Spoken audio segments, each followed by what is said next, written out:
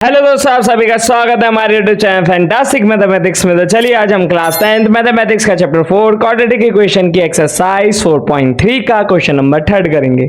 तो question number 3 में क्या बोल रखा है, इसमें कहा है is it possible to design a rectangular mango grove whose length is twice is breadth and the area is 800 metre square, if so find its length and breadth. तो यहाँ पर आपसे कहा गया है कि क्या ये पॉसिबल है कि एक मैंगो ग्रोव हो जिसकी शेप क्या हो, रेक्टेंगुलर हो, और उसकी जो लेंथ है वो उसकी ब्रेथ की क्या हो, ट्वाइस हो, और उसका जो एरिया है वो कितना हो, 800 मीटर स्क्वायर। ठीक है, तो यहां पर बच्चे कह रहे ठीक है, समझ तो आया कि हाँ शायद पॉसिबल है या नहीं। तो उसके लिए तो हम डिस्क्रिमिनेंट निकाल लेंगे।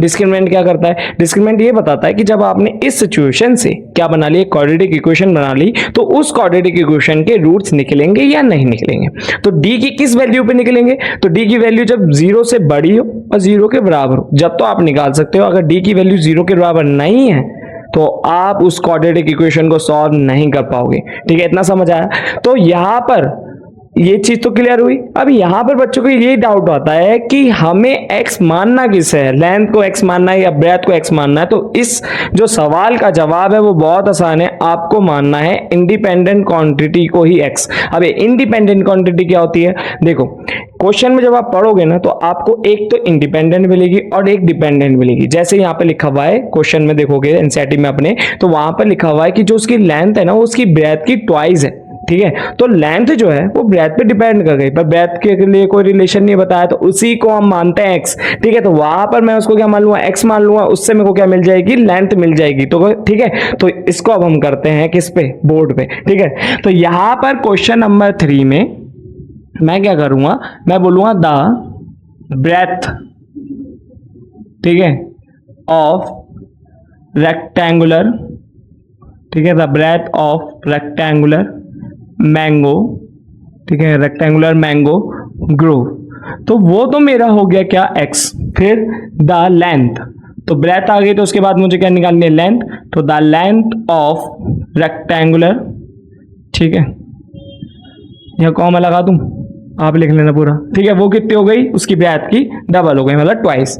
ठीक है, अब यहां पर हमें क्या दे रखा है, हमें दे रखा है एरिया। तो द एरिया ऑफ रेक्टेंगल या रेक्टेंगुलर, ठीक है, रेक्टेंगुलर मैंगो, ठीक है, मैंगो, फिर उसके बाद ग्रोव। ठीक है, तो वो मेरे को कितना दे रखा है, 800 मीटर स्क्वायर। मीटर स्क्वायर ना लिखना चाहो तो कोई बात नहीं, 800 लिख लेना। पर यहां पर मेरे को क्या लगाना है, एरिया ऑफ रेक्टेंगल। जब भी मेरे को क्या बना पाऊंगा, मैं क्वाड्रेटिक इक्वेशन बना पाऊंगा। अगर आपको इतना सब करना आ गया तो आप फॉर्मूला लगाओगे द एरिया ऑफ रेक्टेंगल, और वो आपने क्लास 8, 9, 7 में पढ़ रखा होगा, 6 में भी पढ़ रखा होगा। ठीक है, नहीं पढ़ रखा तो देखो क्या होता है, लेंथ इंटू ब्रेथ। तो जब आप एक रेक्टेंगल की लेंथ से उसकी ब्रेथ की मल्टीप्लाई कर देते हो तो उसका एरिया मिल जाता है। ठीक है, अब यहाँ पर देखो ये सेम सा लग रहा है थोड़ा, एरिया ऑफ रेक्टेंगल यार गुलर कर दिया, पर कोई बात नहीं, रेक्टेंगल ही है वो।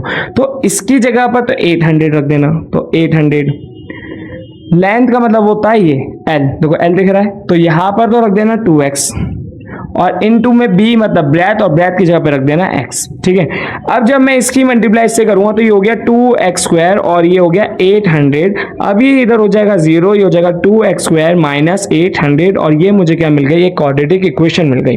अब इस क्वाड्रेटिक इक्वेशन के रूट्स निकाल पाऊंगा या नहीं निकाल पाऊंगा, वो कौन बताता है, वो बताता है मुझे डिस्क्रिमिनेंट। कौन बताता है, डिस्क्रिमिनेंट। कौन बताता है, डिस्क्रिमिनेंट। ठीक है, और ये जो डिस्क्रिमिनेंट होता है इसकी वैल्यू कैसे आती है, इसकी वैल्यू आती है जब आप एक फॉर्मूला लगाते हो b स्क्वायर माइनस 4ac।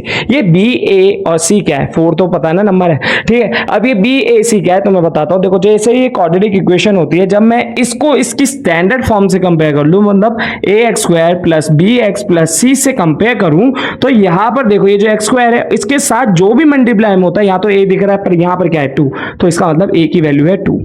यहां पर x वाली टर्म दिख रही है तो नहीं दिख रही, तो b की वैल्यू हो गई 0। जो ना दिखे उसको 0 मान लेना, और ये जो खाली नंबर है जो माइनस का 800 है उसको मैं मान लूंगा c।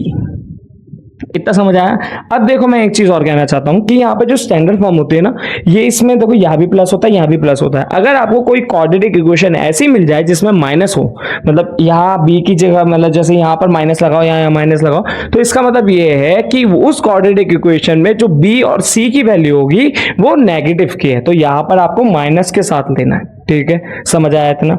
अब यहाँ पर मुझे क्या निकालना है, मुझे निकालना है डिस्क्रिमिनेंट, और ये जो डिस्क्रिमिनेंट होता है वो किसके बराबर होता है, बी स्क्वायर माइनस 4ac। ठीक है, तो यहाँ पर देखो डिस्क्रिमिनेंट निकालेंगे तो बी स्क्वायर, तो यहाँ पे बी की वैल्यू क्या है 0, तो 0 का स्क्वायर फिर माइनस 4 इंटू ए की जगह पर क्या आएगा मेरा, ए की जगह पर आएगा मेरा 2, ठीक है, और सी की जगह पर क्या रखा है माइनस का 800। अब देखो इसके बाद क्या करना है, इसके बाद मेरा हो जाएगा 0 का स्क्वायर तो 0, फिर माइनस 2 4 जा 8 है ना, पहले माइनस माइनस प्लस कर दो, फिर 2 4 जा 8 और 8 8 जा क्या होता है 64 और उसके पीछे 2 0।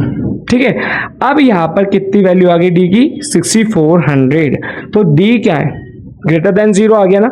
जब d की वैल्यू ग्रेटर देन 0 आ जाए तो यहां पर हमें क्या मिलता है, हमें मिलता है 2 डिस्टिंक्ट रियल रूट्स। क्या मिलते हैं, 2 डिस्टिंक्ट रियल रूट, और भैया डिस्टिंक्ट का मतलब होता है अलग अलग। ठीक है, तो 2 डिस्टिंक्ट रियल रूट, इतना समझ आया। तो यहां पर मुझे रूट तो मिलेंगे इसके, मतलब 2 वैल्यू मिलेगी, सॉल्व हो जाएगी, मतलब ये पॉसिबल है। तो अब हमें क्या करना है, क्वाड्रेटिक फॉर्मूला लगाकर इसके जीरोस, मतलब जीरोस को रूट्स बोलता है, तो वो हमें फाइंड करना है। ठीक है, तो यहां पर क्वाड्रेटिक फॉर्मूला मैं लगाता हूं। तो क्वाड्रेटिक फॉर्मूला क्या होता है भाई, तो क्वाड्रेटिक फॉर्मूला होता है मेरा, देखो लिख के दिखाता हूं, वो होता है x, जब भी आपको x की वैल्यू निकालनी हो तो equals to minus b plus minus root के अंदर d अपॉन में 2a।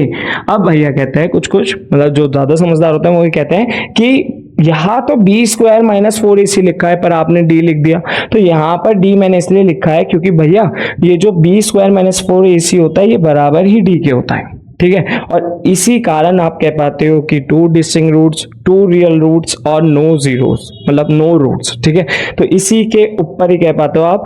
ठीक है, जैसे अगर यहाँ पर वैल्यू पॉजिटिव आ जाए डी की, तो मतलब रूट में आएगी तो जब तो 2 वैल्यू निकलेगी। यहाँ पे डी की वैल्यू 0 आ गई तो रूट पूरा खत्म हो गया, जब पूरा खत्म हो गया तो आपको 2 सेम जैसी वैल्यू मिलेगी। और अगर यहाँ माइनस आ जाता है तो मतलब वो 11th क्लास का पोर्शन हो गया, इमेजिनरी में आ जाता है। ठीक है, अब ये हो गया x is equal to minus b की जगह पर क्या रखोगे, बी की जगह पर रखोगे 0, फिर प्लस माइनस, फिर रूट के अंदर क्या रखोगे, तो रूट के अंदर आप रख देना 6400, तो यहां पर आ गया 6400। ठीक है, अपॉन में 2 इंटू ए की जगह पर क्या रख दोगे 2। तो देखो यहाँ पे डी की वैल्यू रखने का फायदा हुआ नहीं हुआ, कुछ बच्चे फिर यहाँ पर दोबारा सॉल्व करता है बी स्क्वायर माइनस 4ac, जिसकी वैल्यू यही आती है। ठीक है, तो यहाँ पर देखो प्लस माइनस रूट के अंदर 6400, ठीक है, अपॉन में 2 2 जा 4 हो गया। अब यहाँ पर x इज इक्वल टू, ये जो 6400 होता है ना ये रूट के अंदर है, पर ये जो 64 है वो 8 का स्क्वायर होता है, तो बाहर तो आया 1 8 और ये 2 0 का 1 0 बाहर आ गया। अब ये जो रूट की वैल्यू होती है ना ये 2 वैल्यू देती है। जब रूट के अंदर कोई नंबर होता है, जब उसको बाहर निकाल के लाते हो आप तो वहां पे 2 वैल्यू मिलती है, एक पॉजिटिव और नेगेटिव। तो यहाँ पे पॉजिटिव और नेगेटिव मान लेना उस वाले को, या ये सेम ही है। ठीक है, इतना डीप में नहीं जाएंगे हम। फिर उसके बाद डिवाइड बाय 4, फिर हो जाएगा x इज इक्वल टू, देखो 40, मतलब यहाँ पे 4 है और ये 2, तो 20 आ जाएगा, तो प्लस माइनस का 20। तो इसका मतलब यह है कि x की वैल्यू तो एक 20 आ गई और x की वैल्यू एक आ गई माइनस का 20। तो इसी के साथ मुझे पता चला कि यहाँ पर 2 वैल्यू मिली, पर मुझे लेनी कौन सी है, यहाँ पर भी हमें डिसीजन लेना है। तो आपने x क्या माना था, x माना था आपने ब्रेथ, और ब्रेथ एक कौन सी क्वांटिटी होती है, लेंथ को मेजर करने के लिए होती है।